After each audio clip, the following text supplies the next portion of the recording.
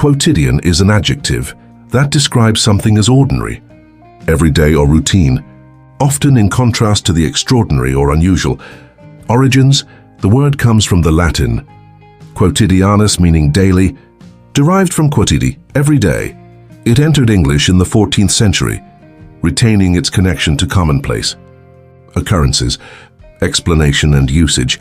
Quotidian is often used to describe mundane activities, habits or experiences that are part of daily life. It can also highlight something so routine that it becomes unremarkable. Example sentences: her quotidian morning ritual included coffee and a crossword puzzle.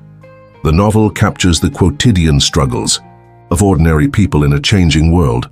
Metacultural significance. The term is often used in literature, philosophy and art to contrast the mundane with the extraordinary. It can also carry a subtle poetic quality, emphasizing the beauty or monotony of everyday life. Synonyms: mundane, lacking excitement or interest. Routine, repeated, as part of a regular pattern. Ordinary, commonplace or unremarkable. And antonyms: extraordinary, unusual and remarkable. Exceptional, standing out as rare or superior. Uncommon, not frequently encountered.